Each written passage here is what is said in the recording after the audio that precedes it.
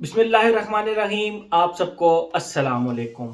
आज जिस फ्रेग्रेंस के बारे में हम बात करेंगे, ये मेरे बड़े प्यारे एक भाई काशिफ भाई स्पेन में होते हैं।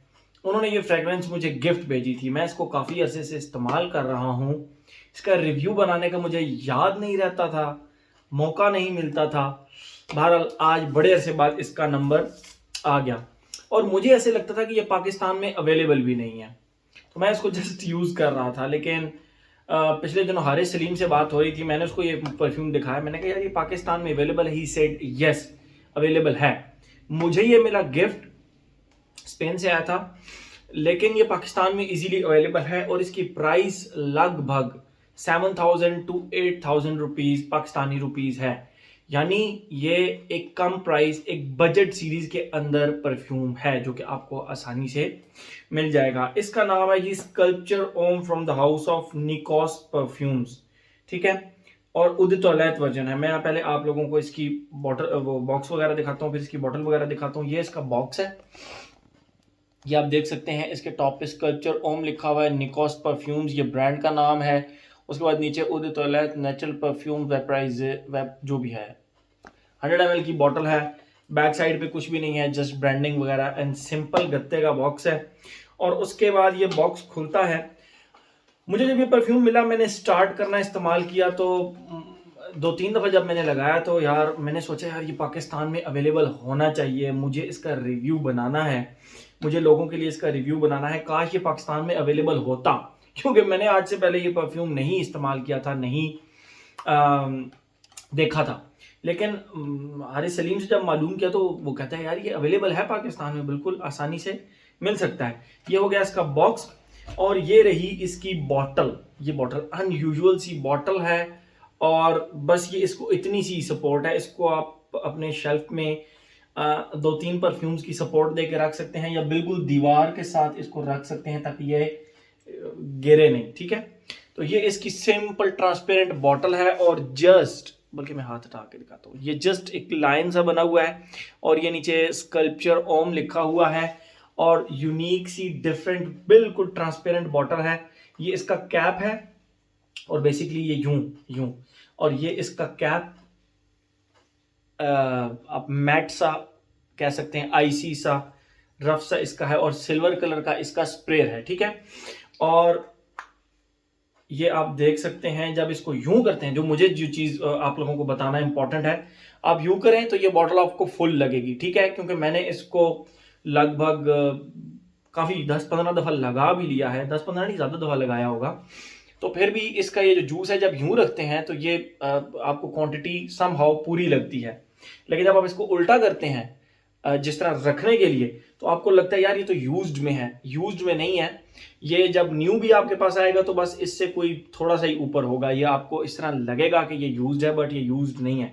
जब आप इसको सीधा करेंगे तो फिर आपको थोड़ा सा आइडिया होगा कि नहीं बॉटल फुल है। तो इसका कर्व थोड़ा सा डिफरेंट सा है तो आपको कम लगेगा जूस, बट ऐसा नहीं होता। ठीक है, तो ये थोड़ा सा है कि आप इसको ब्रांड न्यू खरीदें तो आपको इतनी क्वांटिटी मिले तो ये मत समझिएगा कि ये यूज्ड है। ये होता ही इस तरह है, क्योंकि यूं करने पे ये आपको बॉटल देखें फुल नजर आती है। ठीक है, 100 ml का जूस है और उदित टॉयलेट इसकी कंसंट्रेशन है।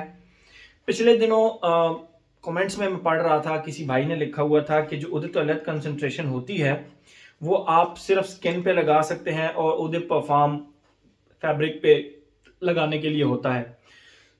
तो मैं यहाँ पे छोटी सी एक बात करना चाहूंगा, परफ्यूम टोटली आपकी बॉडी केमिस्ट्री पे डिपेंड करता है। कभी कभी मैं उदित टॉयलेट स्किन पे भी लगा लेता हूँ, कभी कपड़ों पे भी लगा लेता हूँ, कोई फर्क नहीं पड़ता, कोई फर्क नहीं पड़ता।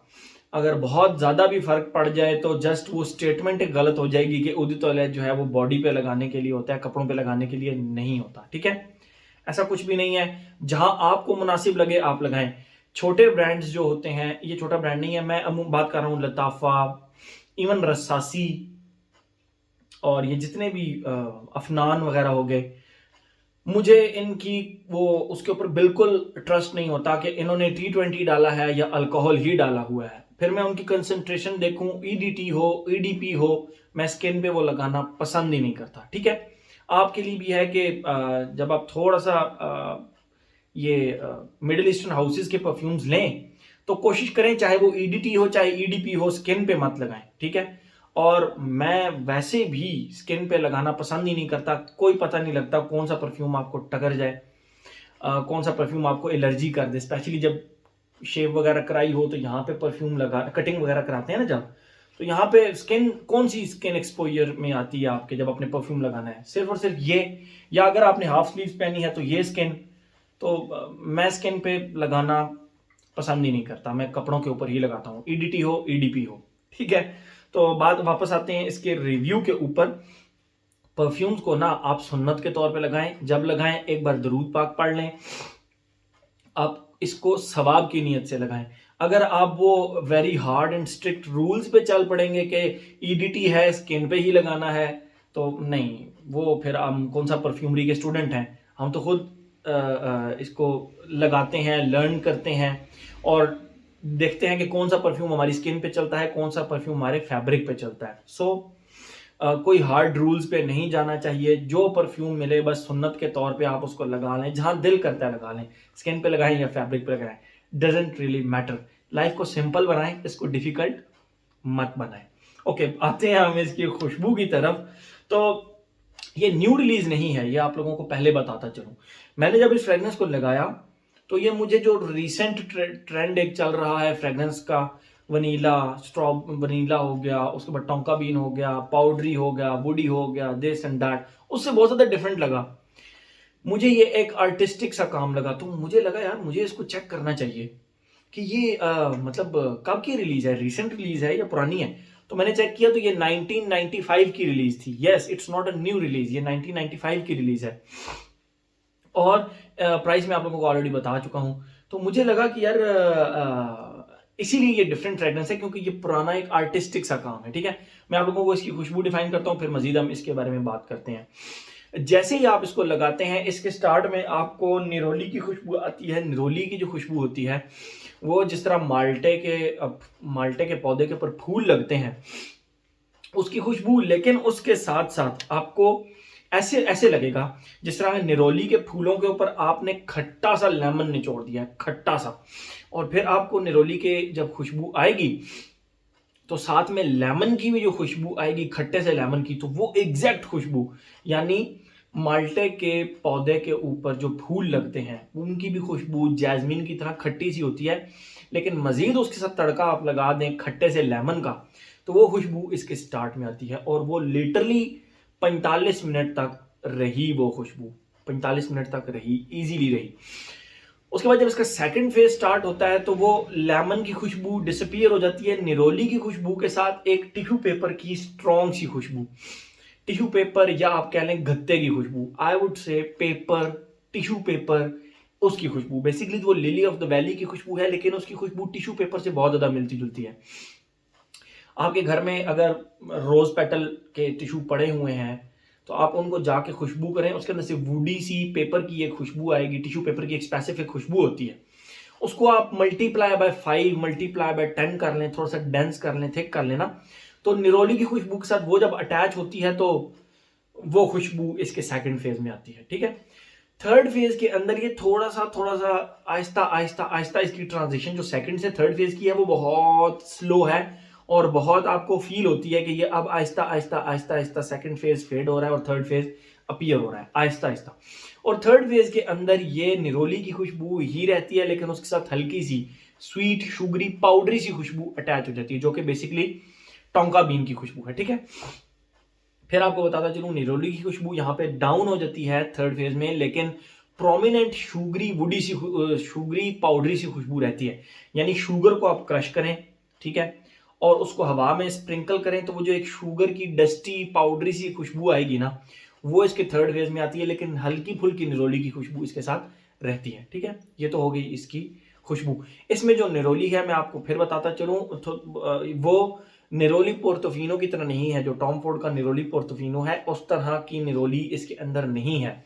इसकी निरोली प्रॉपर जिस तरह माल्टे के पौधे के ऊपर फूल लगते हैं ना उस तरह होती है, क्योंकि निरोली की खुशबू जैस्मिन की तरह होती है और थोड़ी सी खट्टी होती है। इसकी निरोली थोड़ी सी कड़वी सी है, थोड़ी सी कड़वी। जो माल्टे का पौधा होता है उस पर जो फूल होता है उसको जरा डीप खुशबू करें तो आपको आइडिया होगा कि ये खुशबू थोड़ी सी कड़वी भी है, तो इसकी खुशबू उस तरह की है, थोड़ी सी कड़वी सी खुशबू भी है। यस है। तो ये तो होगी इसकी खुशबू। अब हम आते हैं अपने पैटर्न की तरफ। Age, gender, longevity, projection. Age की बात करें, नो रिस्ट्रिक्शन। अनएक्सपेक्टेडली इसके ऊपर मैं कोई एज रिस्ट्रिक्शन नहीं लगाऊंगा, इसको हर एज का बंदा लगा सकता है। जेंडर की बात करें तो मैस्कुलिन फ्रेग्रेंस है, ओनली मेल्स के लिए है ये फ्रेग्रेंस। ये फ्रेग्रेंस आपको फीमेल्स के ऊपर अच्छी नहीं लगेगी, ठीक है। मतलब अगर किसी फीमेल ने लगाई हो और मेरा उनके साथ इंटरेक्शन हो तो मुझे तो उनके ऊपर अच्छी नहीं लगेगी ये फ्रेग्रेंस, ठीक है। तो एज हो गया, जेंडर हो गया। लॉन्जिविटी प्रोजेक्शन की बात करें भाई, इजीली सॉलिड 8 आवर्स इजीली उसने मुझ पे निकाले। मैंने ऑफिस में भी 2-3 दफा लगाई। मेरे बहुत बहुत दफा मैं जिम भी लगा कर गया हूँ, बहुत दफा जिम लगा कर गया हूँ। मैं क्योंकि 2 से ज्यादा स्प्रेज नहीं करता तो वो इसीलिए थोड़ा सा आपको 2 ml यूज की होगी मैंने, 2 ml यूज कर ली होगी, ठीक है। बहरहाल लॉन्जिविटीज के मुझे इजीली 8 आवर्स, मतलब ऑफिस के जो 8 आवर्स थे वो इजीली निकल गए। और प्रोजेक्शन क्योंकि ये एडीटी है तो इसकी प्रोजेक्शन मुझे बहुत अच्छी मिली, एक आर्म लेंथ तक मिली। और 1.5-2 घंटा प्रोजेक्ट किया इसने बस। उसके बाद ये क्लोज आते आते आते लिटरली स्किन सेट बन जाती है, लेकिन 8 घंटे इसकी लॉन्जिविटी सॉलिड मुझे मिली।